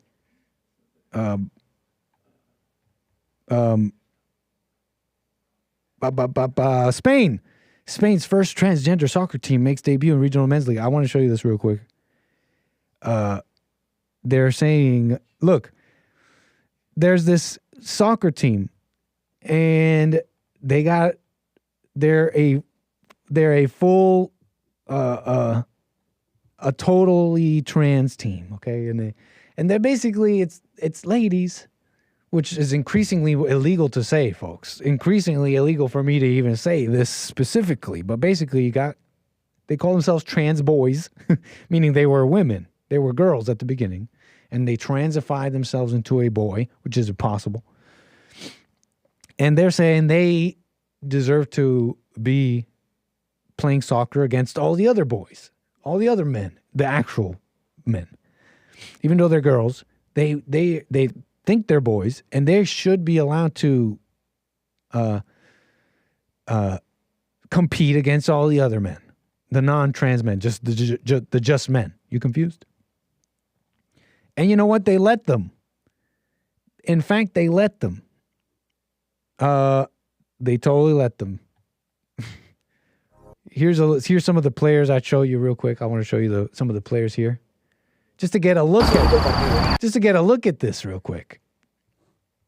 Yeah, these are trans. They're calling them trans. They call themselves trans boys, and I'm to assume / I kind of know. I mean, right? We've gathered the information correctly here, right? They're trans boy, meaning they were born a female and now they're this. These are the players of Phoenix FC, Spain's all transgender boy team that was allowed to compete against the actual boys.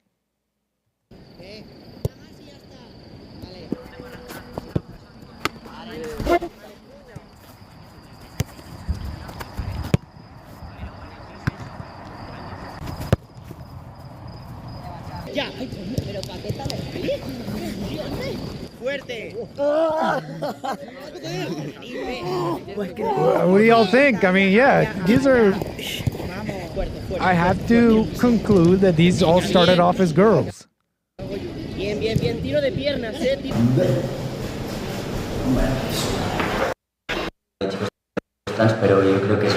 That started off as a girl, I believe. Una familia, un espacio seguro, un espacio donde poder ser libre y expresarte como quieras y como realmente te sientes. Pero lo que nos daba miedo era jugar con hombres cis porque creíamos que no íbamos a encajar o que iba a ser muy violento o miles de cosas que se te pasan por la cabeza. Entonces no sabíamos nunca cómo poder hacer para seguir jugando a fútbol.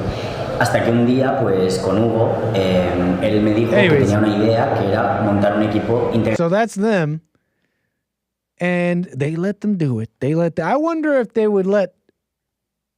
Now if the guys and the trans guys and the male to female trans people start doing it to the female teams, now it's a problem. It's like, you can't do that. That's men. Men are allowed to do that to the girls. They let them have their thing. But the trans boys, they let them play with the men. And it didn't go too well for them. They actually lost 19-0. Horrific defeat. Almost a biologically ordained defeat, almost. You know, like, I don't know what to tell you, right? You got a team of real men and a team of trans boys, which were girls. And so they lost 19-0. Biology won that day. And I don't care. I honestly don't care. I don't care. It's a fine point about the for some reason you can't do it with the girls teams because they're queens. You can't do that. But you can experiment all you want despite biology proving you otherwise. You can experiment all you want with the boys, but even all that being said, I really don't care. Like, this is good for me. Let them get their real life consequences, right? You know, next time, look, all this to say, next time you see some transgender shrieking, keep scrolling, like I was saying earlier, keep scrolling. Not a single reaction from you. No more signal boosting. Realize they are just lost, okay? Realize, honestly, and leave them alone. Because it's only for your own good. You don't want to really get involved with these people. They're angry. They're angry, and a lot of, you know, some of this stuff's coming out, and they're pretty violent, apparently, allegedly violent, disproportionately violent. But look, even if that's not true, you honestly leave angry people alone and you realize they're lost. That they're lost. There's no reason for you to have any reaction to some shrieking video on Twitter. Oh, what? This guy's like saying his pronouns are what? Like, these people are lost, man. And you got to have no reaction. We got to not signal boost these crazies. They're all over the right-wing Twitters all the time. My pronouns are what? And it's just millions of views. And it's like, you're signal boosting insanity. You're giving them a bigger platform to spread their vomit and hitting more unsuspecting people who are not ready to adopt this spirit. And you're boosting it. Honestly, leave them alone. And it's better too. You're better off. It's for your own good. You don't want these people around your life and targeting. You don't want that. You just let them live their life. Leave them alone. And leave them alone. You don't want to mess with that. It's better for you. They're angry. You don't want them involved in your life at all, knowing your name, knowing anything about you. So leave them alone, okay? Life has its own way. Mistakes have their own way of punishing you. Your own mistakes, your own mess has a way of punishing itself in a sense. So you don't need to condemn and all that. It's crazy. We're signal boosting insanity, and they have a bigger platform. These people thought they could go up against men, and they got 19-0. I don't know what to tell you. Leave them alone.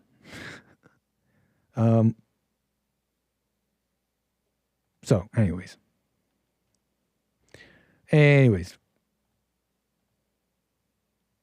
Yeah. What else? That's pretty much it on that. But yeah, whatever. Anyways, folks, let's do this one last thing here. I just thought, speaking of going deeply on the themes of human nature and the Joker and the mind and all the things we talked about today, what do you think is the psychology? And then I'm done, okay? Then I'm done for today. That's today's show. But tell me, folks, are you as horrified watching this as the artist behind this video we're about to watch? And what's the psychology? What's going on? How do you explain this one, folks? We have an artist, and he makes sculptures. And these sculptures are made out of sugar. And when the audience, the public realizes that these sculptures are made out of sugar, they act in a way that might even horrify some of you. My name's Joseph Marr, and I'm an artist working with... Come on, internet. ...sugar in Berlin. I'm originally from Australia. Oh, come on. Followed him as he revealed his most ambitious piece to date. But first, why sugar? The visual aspect of it is that it's just very attractive. It's this colorful glass-like material. It makes you want to touch it and eat it and have it. And that's quite interesting as a substance because paint doesn't do that, bronze doesn't do that. But you have an experience of sugar daily. All these different states during your day are affecting who you are. It's your identity is shifting constantly. It's different transitions from being sleepy to excited, from wanting more money, wanting more power, wanting more security in your life. Those wants are represented really well with sugar. So it's quite like this ubiquitous material that says a lot. Joseph's work has gone international. Speaking of sugar, to the sugar haters, yeah, sugar, we were talking about the masses of people being fed and how certain advancements, certain moments in food production and all that, there are pillars holding up the food system, and some of these pillars is sugar itself. And you guys, sugar hate. It's like the green people. It's like the people who want to go green tomorrow. You know what would happen? Millions would starve and die if you wanted to go green tomorrow. You wouldn't be able to hold up what you're holding up now. Same thing goes with sugar. Get rid of sugar tomorrow. It's a poison. It's addiction. Millions would starve and die. We are on the backs of sugar, on the shoulders of giants. Okay. You can find his eye candy on display in Stockholm, Venice, Sydney, and Berlin. Some exhibitions I've had where there's been one sculpture that's protected from humidity with resin and one that's not. I never expected people to eat the sculpture. What I just thought it would be nice for them. Would you guys lick the sculpture? Would you guys lick this public sculpture and eat this public sculpture? Where is this? Is this a place of high, where they have what do they call it? A high trust society? Is this a high trust neighborhood or society or something? Like, chat, who's licking the sculpture? Who's doing it? To see it, but then people just started licking it, and I was like, "What are you doing? This you don't know who's." Even the artist is horrified. He's like, "What are you doing?" See it, but then people just started licking it, and I was like, "What are you doing? You don't know who's licked there before. Like, what are you doing?" Like, nobody was afraid of that. It was weird. I just love the look on people's faces when they understand it's sugar, because most people don't actually know, and then when they hear that it's sugar, they go, "What?" And then they look at it again. And I think that makes them feel more part of it when they know what it's made of. Yo, look at this one. Look at this one. I think that makes them feel... She's not just... What the... Look at her. She's not just licking that. She is not just licking. This is... What? And then they chomping down. Look at it again. Hungry. And I think that... Someone feed that girl. Look. Makes them feel more part of it. Honey, you... Whoa, honey. Are you feeling... Are you... I'm pretending to be imagining the husband here or something. The husband involved with this woman who just went to town on that sculpture. Whoa, honey, are you feeling a little hungry? I didn't know. You must be famished. You must be starving, honey. Or something else. Whoa, honey, do we have to talk? Are you feeling a little... Did you just cheat on me? Whoa, honey, do we need to talk? Did you just cheat on me with a sculpture? I don't know what to tell you. Do you need a delivery? Do you need a delivery, honey? Honey, you could talk. Are you holding something back? You need to talk to me? You know what I mean? Like, you need a delivery of some sort, okay? Because you do have a husband. All right, bring it in. Yeah, you can lay it down right there.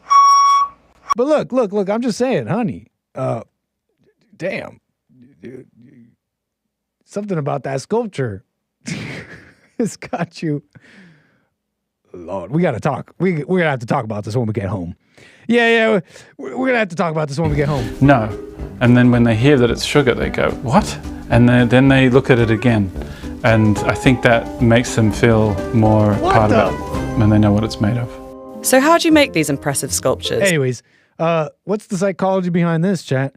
Hey, appreciate that. 𝒂𝒄𝒊𝒂𝒍𝒔 says, this is insanity right there. Haha. Hey, thank you for the super chat and supporting the show. Yeah, just, you know, how's that grab you?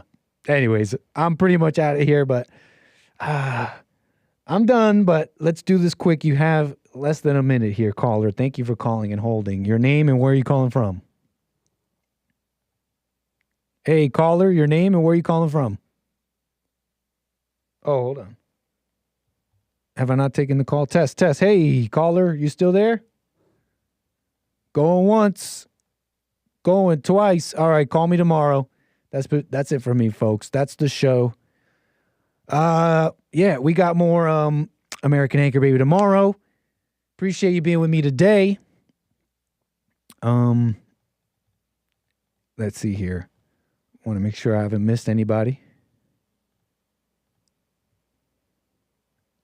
Checking once, checking twice. Thank you, Brian, Jules, and the black dot over there on Rumble for your support and all that. D-Live. And that's it for me. All right, y'all. Peace. Take care. See you tomorrow. And bye, little Nick. Bye.